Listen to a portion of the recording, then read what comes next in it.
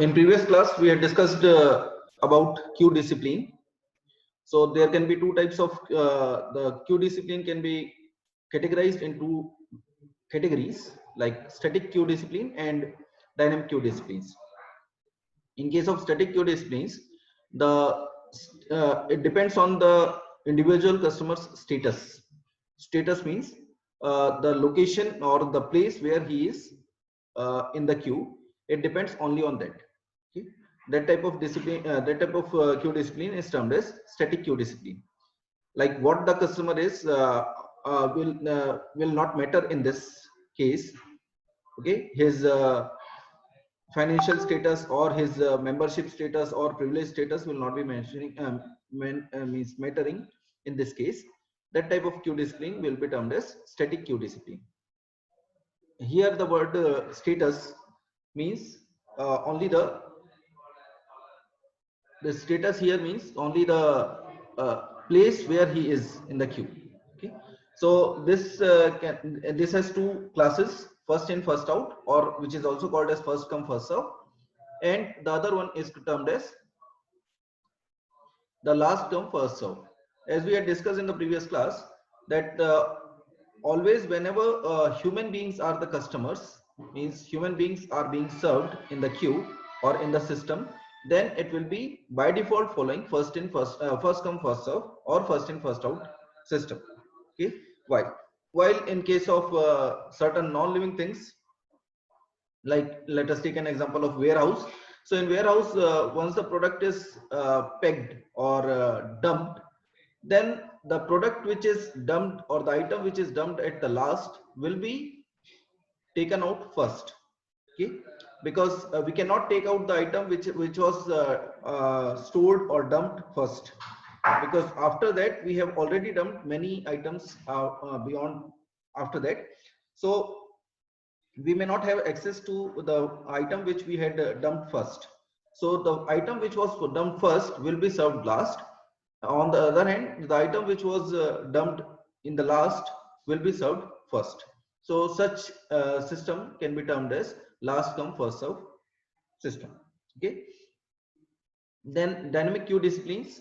In this, the customer's attributes also will be considered for serving for deciding the sequence in which he will be served. First is service in random order. This is means quite it is not quite often you'll be seeing this system followed in a system. This discipline followed in a system, because service in random order means when the server is not very specific about serving the customers or serving the arrivals in a particular order.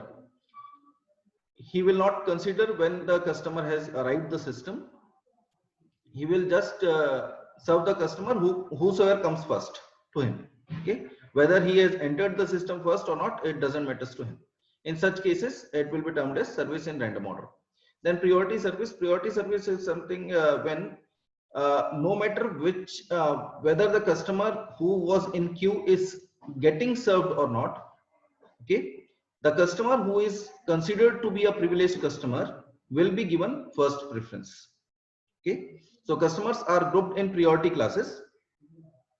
Okay, in this priority service, what they will do is they will have let us assume that there is a service provider which has categorized its customers into different categories, like gold class, platinum class, and so on. So based on that category or class, the server will be makes grouping the customers into different categories, and those category people will be then served one by one. So once let us say n number of customers are categorized in gold class, and there are x number of customers who are categorized in platinum class.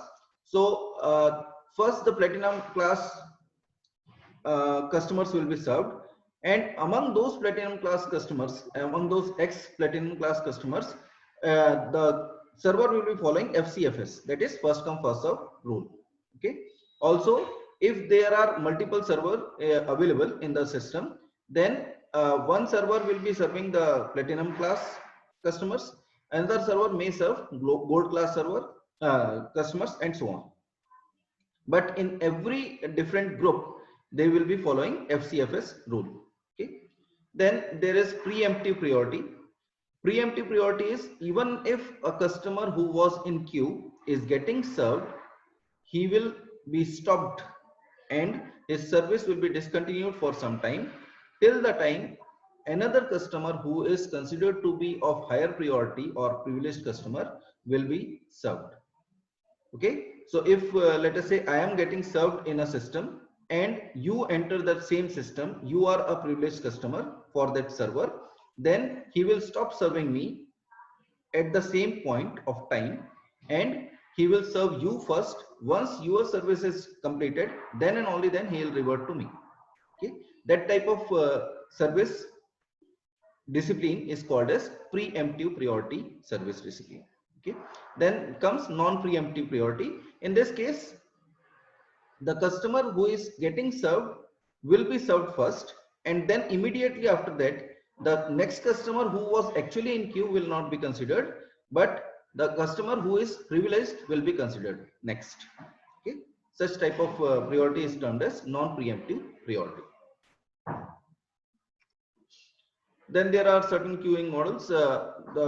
To frame the mathematical model for queuing problems, we will take certain assumptions. The first assumption says that there should not be any balking, reneging, or jockeying. So we will not be considering these phenomena in the queue or in the system. Then there will be the system which we will be following is finite population system. It will not be infinite population system. Then there will be there can be single server with infinite queue length, there can be single server with finite queue length, there can be multiple server with infinite queue length, and multiple server with finite queue length. So these are the four types of queuing models we will be considering now. Okay, first one is single server with infinite queue length. Now what do you mean by this? Infinite queue length means there is no restriction on the length of the queue. All those customers or all those arrivals who are entering the system will be allowed to join the system or allowed to join the queue. They will not be restricted, okay, from joining the queue. So such queue length will be termed as infinite queue length. We already discussed this. And there are not multiple servers. There is only one server available in the system. Okay. So this is denoted by MM1 infinity model. Now what this terms mean here, we'll see now. So it is a part of extended Kendall's notation. Now this, what is Kendall's notation? You can Google it. Okay, Kendall's notation is given as this in standard form. It is A/S/c/k/n/d. All these terms have got certain meaning, of course. So where A denotes the time between arrivals to the queue. So time between two arrivals in a queue will be denoted as A. Then S is the service time distribution. Remember, it is not the service time, it is service time distribution. We'll see how the service time distribution will be considered. Okay. Then there is C, small c, which is the number of service channels open at the node. Okay. This you can consider as number of servers, or number of service channels open at a node. We'll see how it is considered in solving the queuing model. Then K is the capacity of the queue. Okay. N is the size of the population of jobs to be served. Okay. Size of the population of jobs to be served means you can consider it as population. Okay. So, and D is the queuing discipline. Now this A, S, K and D, A, S, C, K and D, this was the generalized Kendall's notation. Okay, this is the Kendall's notation in actual form. Out of these, we have considered the first one, that is A, which denotes the service, the time between two arrivals in the queue. S is the service time distribution. C is the number of service channels or number of servers available in the queue. K is the capacity of the queue. N is the size of population of jobs to be served, and D is the queuing discipline. Here, D has been assumed as FIFO by default. For our calculations, we'll be considering or we'll be assuming that D, that is queuing discipline, is FIFO, that is first in first out or first come first serve discipline is followed in this queue. Okay, this is again for the sake of simplicity. So out of Kendall's notation terms, there were 6 terms. We have dropped the last term by assuming it to be FIFO. Okay, so these 5 terms are there. These 5 terms, instead of A we have used M, instead of S, capital S, we have used M again, instead of C, that is number of service channels, since we are dealing with single server infinite queue length model, so of course the number of service channels available will be 1 in this case. Okay, then K is the capacity of the queue. We are dealing with infinite queue length, so it has got infinite capacity. Then the next one is N, which is the size of population of the jobs to be served. So since it is infinite population, so we will be considering infinite number of jobs to be served. Okay, so our model will be termed as M/M/1 infinity infinity. Now what does this M and M denote? We'll see that next. So this M denotes memory-less or Markovian property. Okay, as we had discussed in the previous class, that this, what is this memory-less? The distribution or the system is memory-less. Okay, when we say that it is memory-less, it means that different arrivals can follow different pattern. Okay, it's not like in first 10 seconds, let us say, if 2 arrivals were there, so in next 10 seconds also only 2 arrivals will be there. It's not the case here. When the system is memoryless or the distribution is memoryless, we say that it can follow different patterns at different instant of times. Okay, so in first 10 seconds there may be 2 arrivals, in next 10 seconds there can be 5 arrivals, in next 10 seconds there can be 0 arrivals also. So it may or may not follow the same pattern, but it will not be linked with each other. Okay, the different time instants will not be linked with each other, and thus it is termed as memoryless system or Markovian property of arrivals. So arrivals is following memoryless system or Markovian property. Okay, similarly next one also is the service distribution or the service pattern also is memoryless. So service also will not be in the same pattern. Okay, then the third one is the number of servers. Since we are dealing with single server model, so this will be 1 by default. Next one is queue length, which is infinite in this case, and the next one is population, which is again infinite. Okay,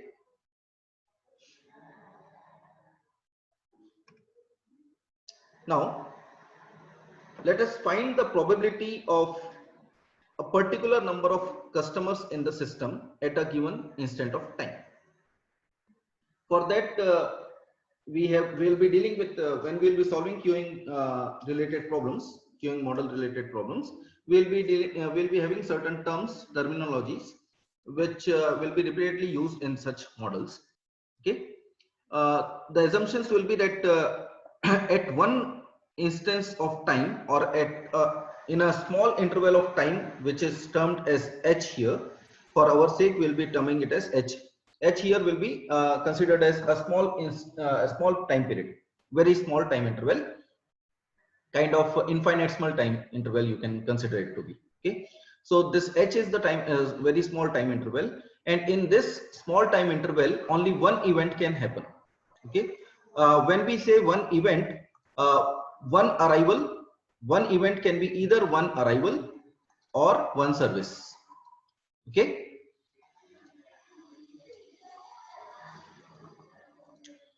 now one arrival and one service will be considered as 2 events. Okay, so one arrival or one service will be considered as one event, and our assumption in this queuing model is that at one instance of time, that in a small interval of time that is denoted as h here, small h, in this small interval of time, only one event can take place. Okay. Also, as we have already discussed, that an event can be either an arrival or a service. Okay. Now, there is something called as steady state, which we have already gone through many a times in different courses. So what is steady state? With respect to time, the parameter will not change. So here in queuing model, if the population is not changing with respect to time, or the parameter or the possibility is not changing with respect to time, then such situation will be termed as steady state. I repeat, if the possibility of a number of people in the system at a given time instant is not changing with respect to time, then such state or such situation will be termed as steady state. So at steady state, let us consider what is the possibility or probability that the system has. Okay, at steady state, this steady state is very important. We'll come to know why it is very important for us to consider this steady state situation. So at steady state, what is the possibility or probability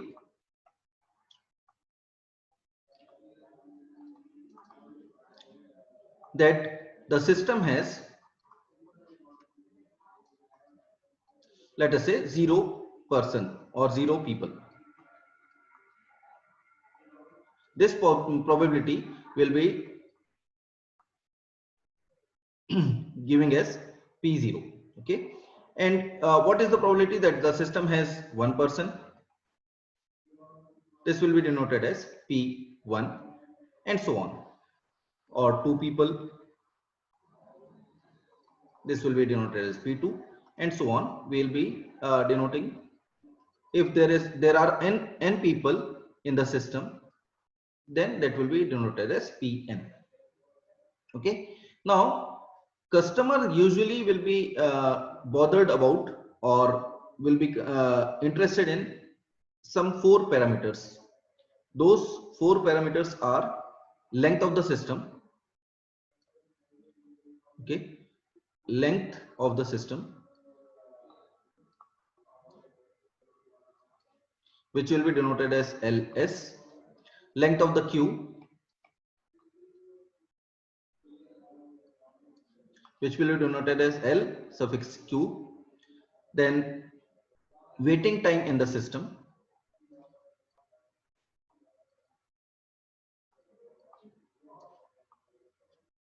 which will be denoted as W, S, and waiting time in the queue. Okay. Now, what is the difference between system and queue? Okay, let us say there is a big hall, which is the hall for railway reservation. Okay, railway ticket reservation, let us say. So there are some servers here. Since we are considering only one server model, let us say that there is only one server. But in this hall, once you enter this hall, you are entering the system. Okay, but even after you enter the system, you may not be in the queue. Okay, so in the queue there will be limited number of people. Okay, beyond that, all other people will be waiting for some time to be in the queue itself. So all these people who are here will be termed as people in the system, including these people. Okay, the people who are in queue plus the people who are not in queue will be considered as people in the system or customers in the system. Similarly, when we say that waiting time in the system, it means this for all these people. What is the waiting time? Waiting time in the system is including the people who are in queue and the people who are not in queue at present, or the person who is getting served and the people who are not getting served at present at that particular time instant. That will be considered as the waiting time for the system. Waiting time in the queue is the time in which you will be served when you are in queue. So in that case, you will not be considering the person who is getting served at present. Okay, so there is a relation between length of the system and length of the queue. There is a relation between length of the queue and waiting time in the queue. Similarly, there is a system relation between length of the system and waiting time in the system.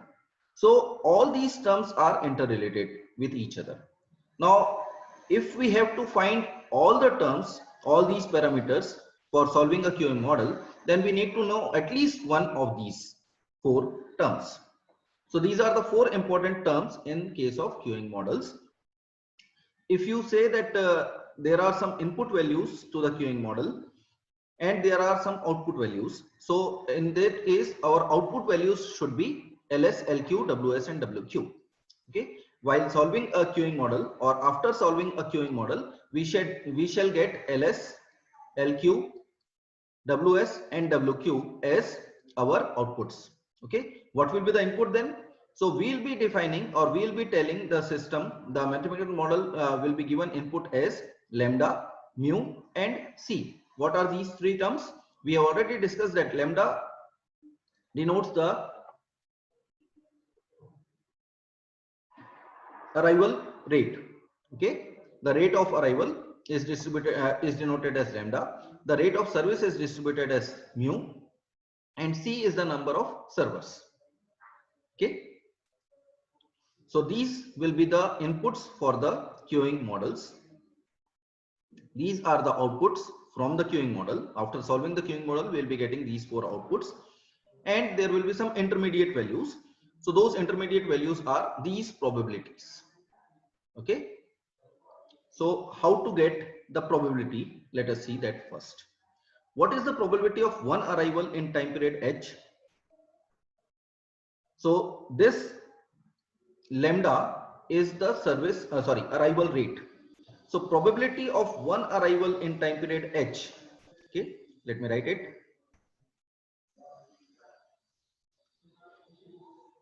Probability of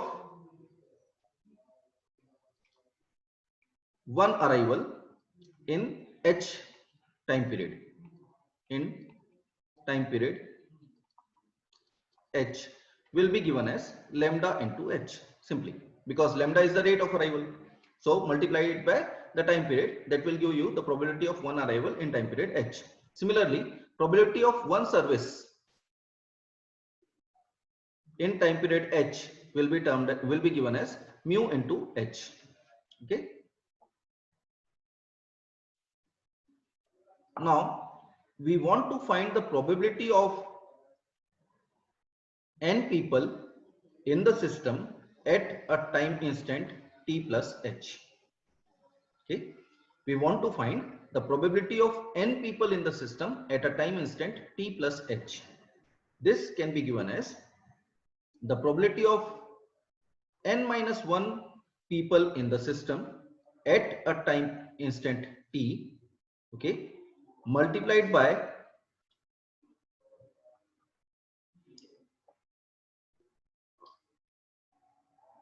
the probability of one arrival in time period h,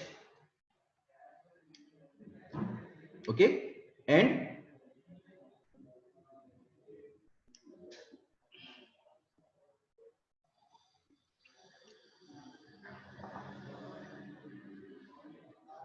no service. Okay, what is it?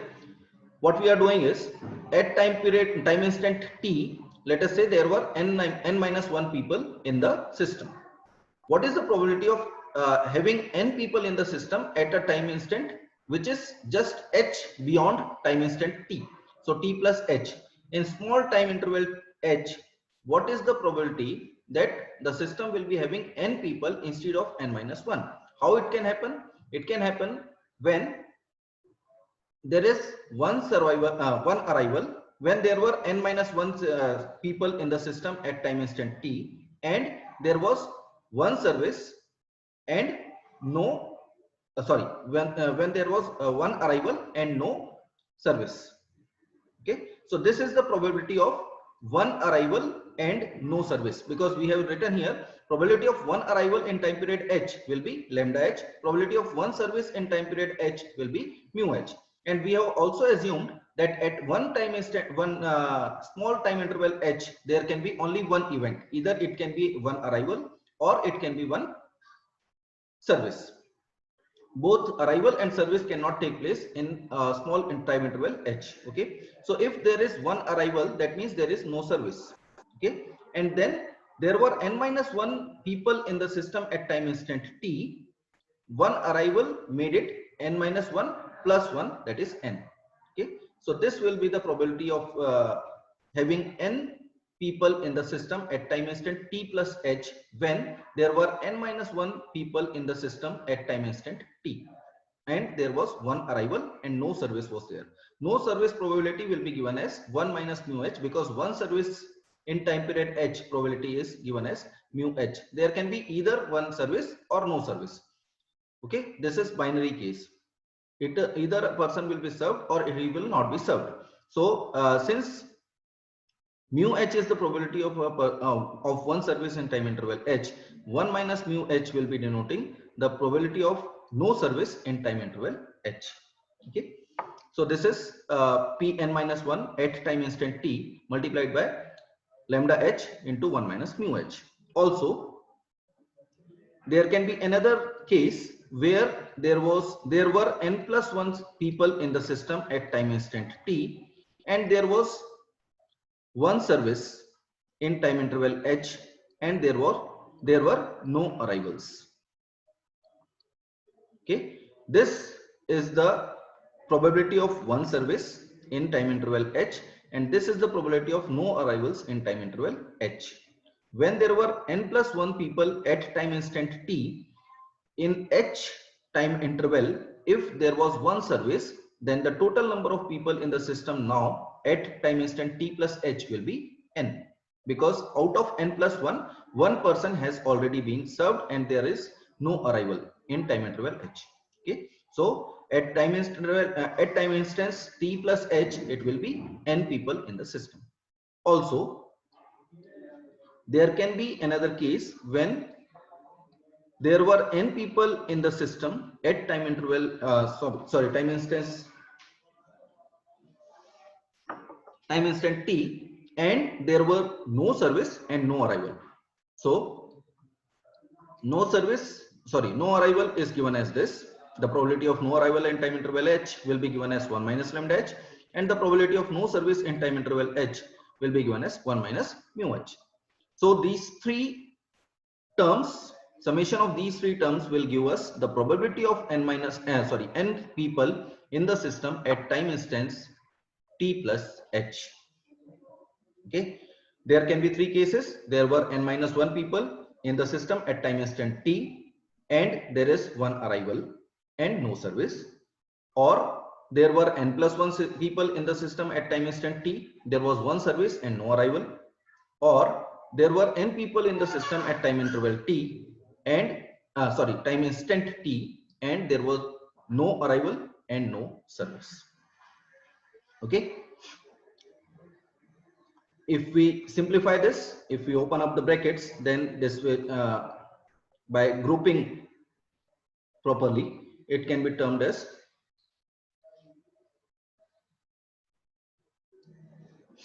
grouping properly, it can be given as Pn minus 1 at time instant t multiplied by lambda h plus Pn plus 1 at time instant t multiplied by mu h plus Pn at time instant t multiplied by 1 minus lambda h minus mu h. Why we have done that?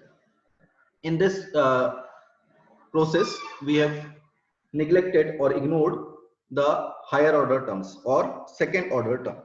Why we can do that? How can we do that? Because we have already considered h as a very small time interval. So h square terms will be having further lower values. So we can easily ignore those terms with h square terms in it. Okay, or h square factor in it. H square, h cube, all those factors can be easily ignored without appropriate or without considerable loss in the accuracy of the solution. Okay, so we'll be writing here that we have ignoring second order terms.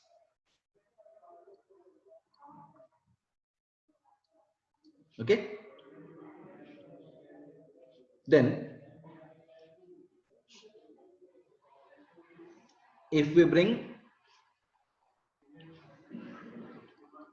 Pn terms on left hand side, it can be written as Pn at t plus h minus Pn at t, okay, upon h, because h is a common factor in all these terms, so we can bring h in denominator here, okay.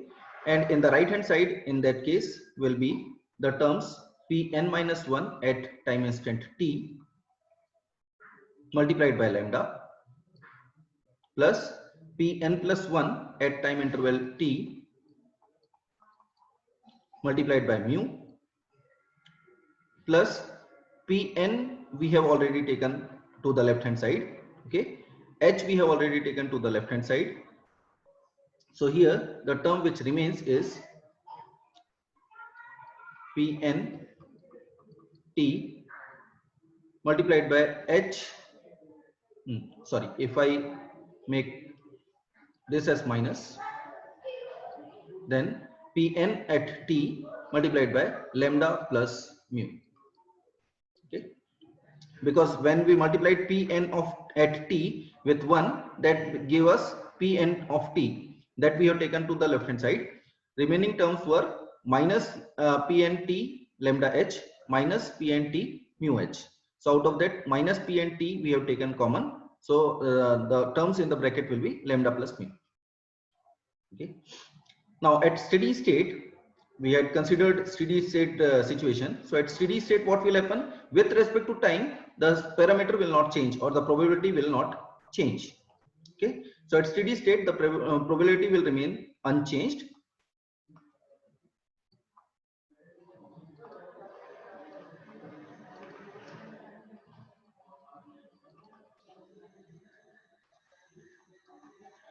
Now, when we say that probability will remain unchanged, it doesn't mean that Pn minus 1, Pn plus 1 and Pn will be same. Probability of n people in the system at a given time instant will remain same. Okay. Similarly, probability of n minus 1 people in the system at time instant, at any time instant, will remain same. So here we have two terms, both are Pn terms. Okay. So one is at time instant t plus h, while the other one is at time instant t.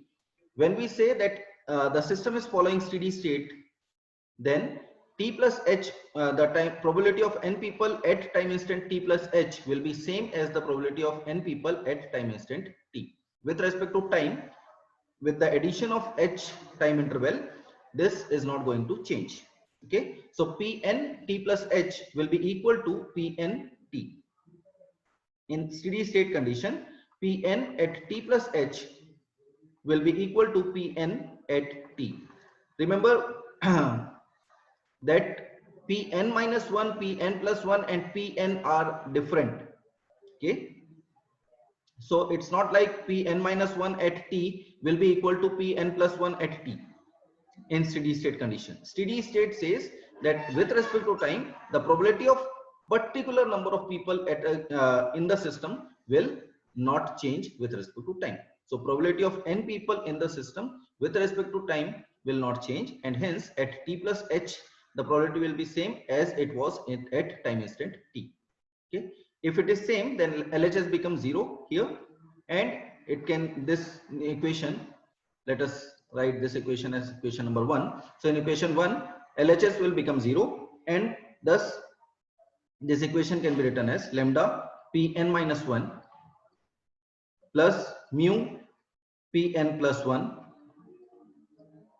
is equal to lambda plus mu Pn. Okay, this is equation 2. Okay.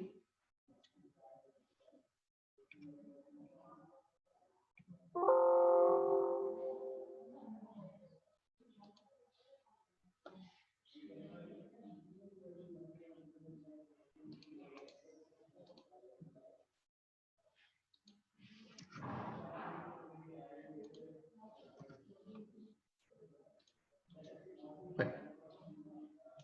So thus we have got a relation between lambda and mu. Okay, and also between pn minus 1 and pn plus 1 in terms of lambda and mu. Okay, now if we want to find the probability of 0 people in the system at time instant t plus h, if we want to find probability of 0 people in the system at t plus h time instant. Okay, how to find it? Now we had got the equation, generalized equation we can say, as p lambda into pn minus 1 plus mu into pn plus 1 is equal to lambda plus mu pn. Okay, this is the generalized equation, let us say. So if we want to find for 0 people in the system at time instant t plus h, then that can be written as p0 at time instant t plus h. How to give this probability? This will be given as there was one person in the system at time instant t and there was one service and no arrival. Okay, there was one person in the system at time instant t, that person got served, and thus at time instant t plus h there was no person in the system. Okay, so this will be multiplied with the probability of one service and no arrival. Okay,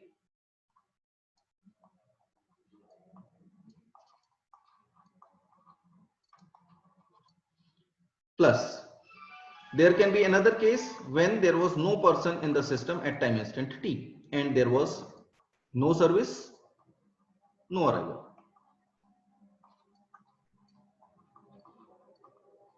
Also there can be, okay, this can be the only two options. Okay, now in this case what we'll be doing is let us write this in terms of lambda mu and all. So this p1t has to be multiplied with the probability of one service and no arrival. So p1t multiplied by one service is 1 minus lambda h, and okay, because this is no arrival probability and this is one service probability, plus p0 at t multiplied by no service, no arrival. No service will be given as 1 here and no arrival will be given as 1 minus lambda h. Now once it will not be given as 1 minus mu h, rather it will be given as 1 only here. This one has an important thing to be discussed here. This happens because there are no people in the system. See, what is